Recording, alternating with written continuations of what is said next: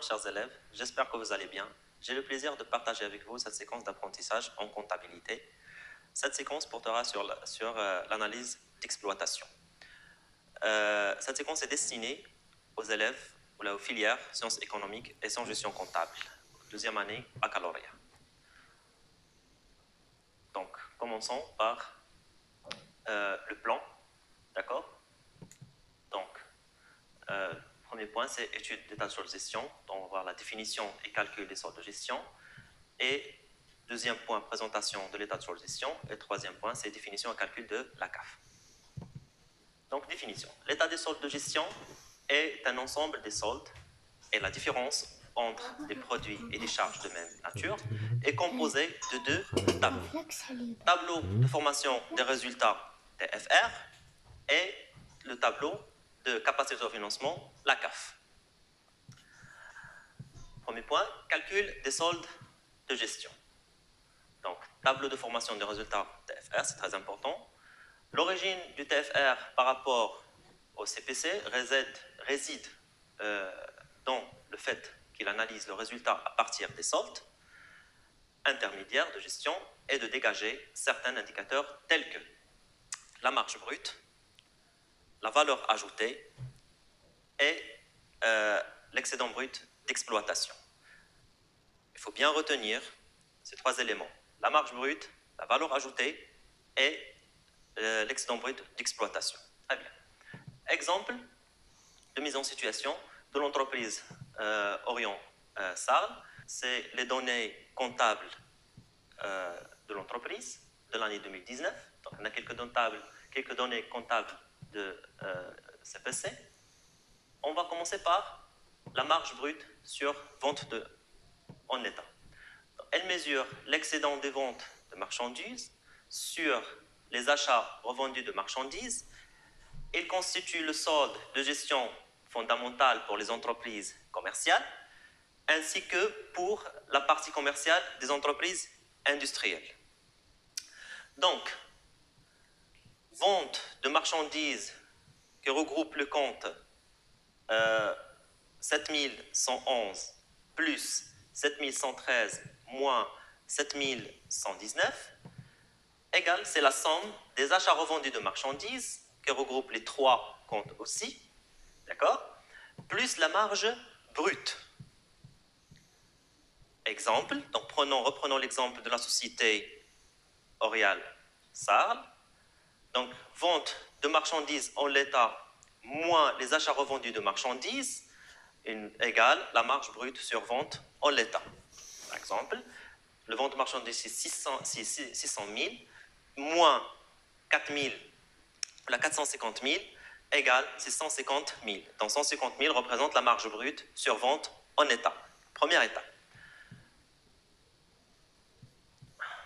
Remarque, pour les entreprises commerciales, le taux de marge constitue un indicateur fondamental pour l'analyse de la rentabilité de la politique commerciale de l'entreprise dans le temps et par rapport à la concurrence. Donc le taux de marge, c'est la marge brute sur le vente de marchandises fois 100, multiplié fois 100. L'application, donc reprenons l'exemple de la société Orial Sarl, le taux de la marge, donc c'est 150 000 la marge brute déjà calculée avant, d'accord, sur vente de marchandises qui est 600 fois 100, d'accord, 25%. Donc, qu'est-ce que ça veut dire 25%? C'est-à-dire la marge brute représente 25% des ventes de marchandises. Passons au deuxième point, la valeur ajoutée. Donc, il permet d'évaluer le poids économique et la contribution de l'entreprise à la production nationale. C'est la richesse créée. Il exprime le supplément de la valeur que l'entreprise incorpore dans ses produits par rapport à celle des biens et services achetés à des tiers. Donc, la valeur ajoutée, c'est la marge brute plus production de l'exercice moins la consommation de l'exercice.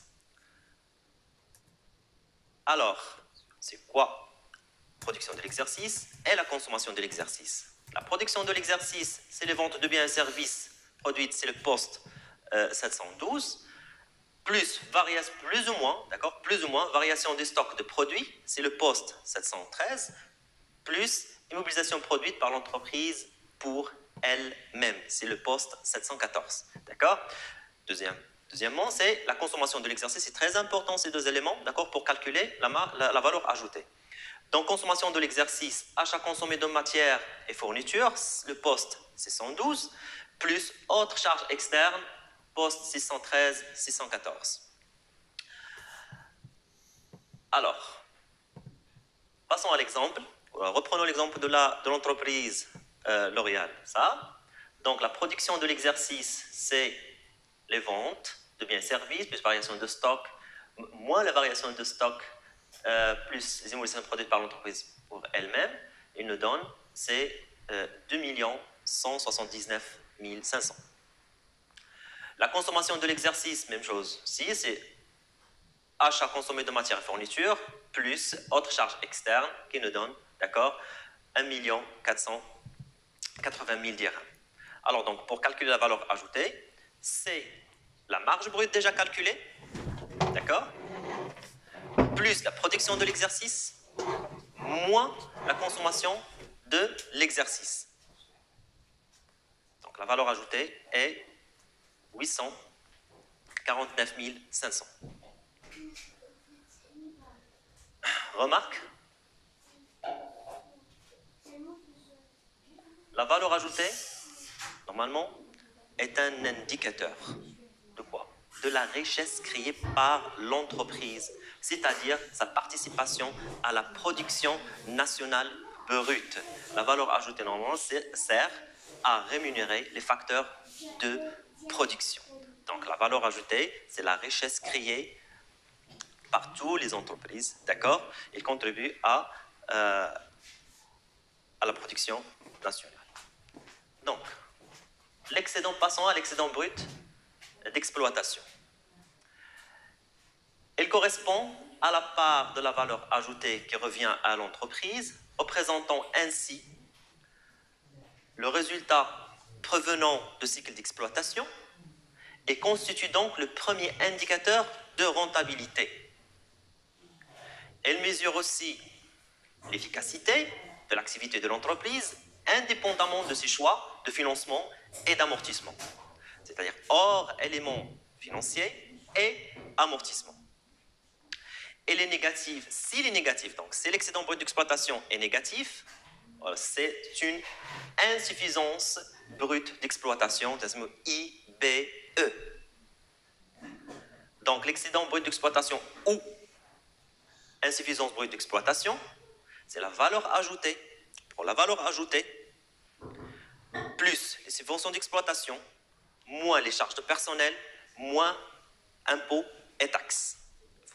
Il faut bien souligner la valeur, c'est la valeur ajoutée plus. D'accord? C'est la valeur ajoutée plus les subventions d'exploitation, moins charges d'exploitation, moins impôts et taxes. D'accord? Donc, passons à l'exemple. La valeur ajoutée, c'est 849 500, déjà calculé, plus les subventions d'exploitation, c'est-à-dire produits, moins impôts et taxes, moins charges de personnel, égale excédent brut d'exploitation, c'est le résultat positif, insuffisance brute d'exploitation, c'est le résultat est négatif. Donc ici c'est positif, donc c'est excédent brut, c'est un excédent brut d'exploitation. Deuxième point, résultat d'exploitation. C'est le résultat réalisé dans les conditions normales d'exploitation. Ce résultat figure aussi au CPC. Il est égal à la différence entre les produits d'exploitation et les charges d'exploitation. Donc, le résultat d'exploitation, c'est la différence entre les produits d'exploitation et les charges d'exploitation. Toujours produit moins charge. Il constitue une bonne mesure de la performance industrielle et commerciale de l'entreprise, indépendamment de sa politique de financement et des opérations non courantes. Indépendamment de sa politique de financement et des opérations non courantes. Très bien. Alors, donc, l'excédent brut d'exploitation ou insuffisance brute d'exploitation, plus les autres produits d'exploitation, moins les autres charges d'exploitation, plus les reprises d'exploitation, moins les dotations d'exploitation. On remarque très bien que c'est les produits, moins les charges, produits, et les charges, moins les charges. D'accord? Donc, prenons l'exemple de même entreprise. L'excédent brut d'exploitation, d'accord, déjà calculé, plus les autres produits d'exploitation, moins autres charges d'exploitation, plus reprise d'exploitation, moins les dotations d'exploitation, le résultat d'exploitation, donc c'est 118 900. Très bien. Passons aux autres résultats, c'est-à-dire les autres soldes. On a deux. Okay, le résultat courant, d'accord, c'est le résultat dégagé par les opérations ordinaires ou habituelles de l'entreprise sur le plan industriel, commercial et financier, exclusion faite des éléments non courants et de l'incidence fiscale de l'impôt sur les résultats. Dans l'exemple, c'est-à-dire, donc le résultat d'exploitation, c'est le résultat d'exploitation plus résultat financier égale plus ou moins résultat courant. C'est-à-dire que le résultat courant peut être positif comme peut être négatif. D'accord? Donc, et le résultat financier, ça c'est un rappel, d'accord? Résultat financier, c'est les produits financiers moins charges financières. D'accord? Donc, passons à l'exemple. Passons au deuxième élément, c'est le résultat net de l'exercice. D'accord? Donc, il s'agit de derniers résultats obtenus après avoir déduit des produits la totalité des charges comptables par l'entreprise. D'accord? C'est un indicateur comptable qui mesure l'enrichissement de l'entreprise et les associés, et il est généralement utilisé pour calculer la rentabilité financière de l'entreprise. Passons à l'exemple et le formule aussi. Le résultat courant, plus ou moins le résultat courant, plus ou moins résultat non courant, moins les impôts sur les résultats, égale le résultat net de l'exercice. C'est-à-dire que le résultat courant peut être positif comme peut être négatif, et le résultat non courant peut être positif comme peut être négatif. Donc, il faut faire attention. Moins l'impôt sur les résultats, et voilà l'IS, d'accord, égale résultat net de l'exercice. Exemple, on a déjà abordé. Le résultat d'exploitation, déjà calculé, plus ou moins résultat financier, égale résultat courant. D'accord? Plus ou moins résultat non courant qui est positif ici, moins les impôts, et égale le résultat net de l'exercice, 150, qui égale 150 000. D'accord? Maintenant, passons à la présentation de l'état de solde de gestion. D'accord? Premièrement, par le tableau de formation de résultats. Donc, c'est quoi le tableau de formation de résultats? On a déjà vu les différents éléments qui constituent le tableau de formation de résultats. Et il y a la marge brute sur vente en état. Deuxièmement, production de l'exercice et consommation de l'exercice. Troisièmement, tout ça pour calculer la valeur ajoutée. Dès qu'on calcule la valeur ajoutée, on prend la valeur ajoutée, on ajoute les subventions, les impôts et taxes, et on extrait les impôts et taxes et charges de personnel pour calculer l'excédent brut d'exploitation ou insuffisance brute d'exploitation. Sixième résultat très important ici, c'est résultat d'exploitation et aussi résultat financier, le résultat courant pour arriver à la fin à calculer le résultat net de l'exercice. D'accord? Donc, d'après l'exercice de l'entreprise Orient Sarl. Donc, ça, c'est le tableau de formation de résultats. D'accord?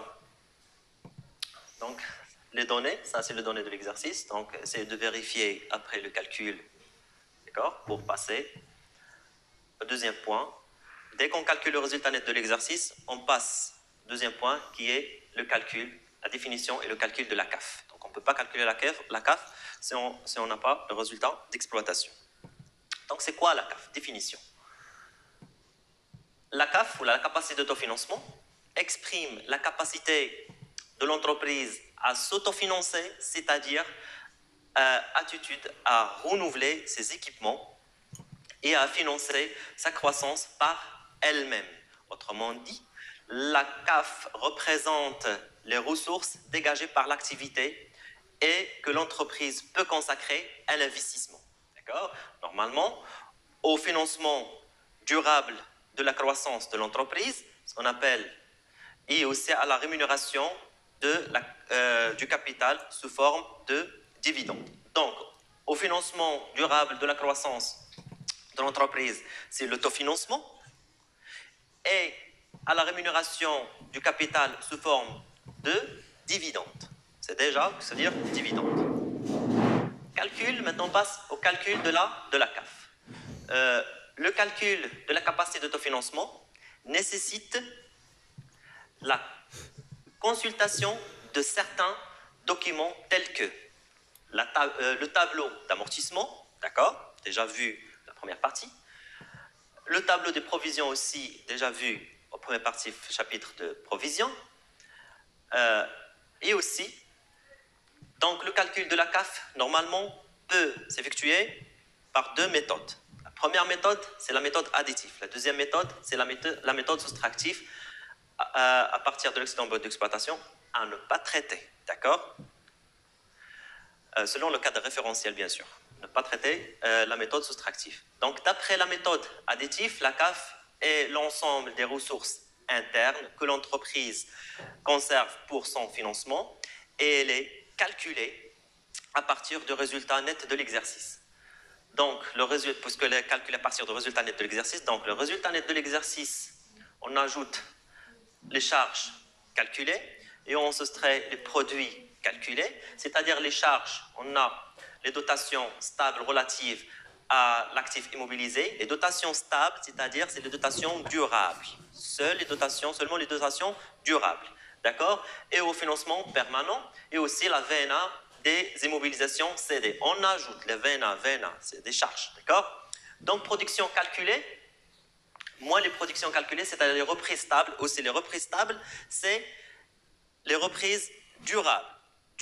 C'est problème durable, d'accord, relative à l'actif immobilisé et au financement permanent, et aussi moins les PC, c'est-à-dire produits de cession des immobilisations. D'accord? Donc, normalement, pour calculer la CAF, on passe au tableau suivant. À partir du résultat net de l'exercice, c'est bénéfice, c'est positif, c'est-à-dire représente bénéfice, négatif, c'est-à-dire représente perte. Donc, c'est les bénéfices. C'est positif. Donc, le résultat, plus les dotations d'exploitation, plus les dotations financières, plus les dotations non courantes, moins les reprises d'exploitation, moins les reprises financières, moins les reprises non courantes, d'accord, moins les produits de cession d'immobilisation, plus la valeur nette des immobilisations cédées, d'accord, égale la capacité d'autofinancement. Alors, on remarque très bien qu'il y a un 1, 2, 2, 2. Donc, c'est quoi? C'est-à-dire quoi? 1. C'est-à-dire à l'exclusion des dotations relatives à l'actif et au passif circulant hors trésorerie, c'est-à-dire les dotations momentanées, et à l'exclusion des reprises relatives à l'actif et au passif circulant hors trésorerie, c'est-à-dire les dotations, on doit exclure les dotations et les reprises de l'actif et de passif circulant. D'accord? Donc, pour arriver à la fin à calculer l'autofinancement. Donc, c'est quoi l'autofinancement? L'autofinancement représente alors la ressource dont dispose l'entreprise pour financer ses investissements. L'autofinancement, c'est la CAF, sa capacité d'autofinancement, la CAF, d'accord? Moins les dividendes, d'accord? Les dividendes. Exemple, cas de la société Orion Sarl. Donc, on a un tableau ici qui représente la balance après inventaire, où il y a les données de la classe 6 et de la classe 7, d'accord? Et aussi, la distribution de bénéfices qui est 186 900, 196 900, d'accord? Et autre information, extrait de la balance après inventaire de l'entreprise au 31/12/2019. Donc, à partir de ce tableau, on doit remplir le tableau de la CAF. Résultat net de l'exercice déjà calculé, d'accord? Et qui a un bénéfice. Alors, on a les dotations. Prenons l'exemple suivant, les dotations. Donc, bénéfice, puisque positif, donc on doit mettre 150 000 ici, d'accord? Plus les dotations de l'exercice, seulement les dotations durables, donc c'est 500 000. Les dotations financières aussi, c'est 3 000. Les dotations non courantes, 14 000. Seulement les dotations durables. On exclut les dotations de l'actif circulant, l'actif et passif circulant. Moins les reprises d'exploitation, moins les reprises financières, qui maintenant c'est zéro, d'accord, c'est-à-dire qu'il n'existe pas.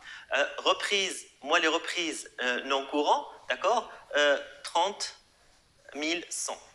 Alors, moins les produits des cessions, des immobilisations, produits de cession, plus la valeur nette d'amortissement des immobilisations CD qui est de 200 000. C'est la capacité d'autofinancement qui est 396 900. On soustrait de la capacité de financement. Donc la capacité de financement moins les distributions de bénéfices, c'est 200 000, c'est-à-dire l'autofinancement. D'accord?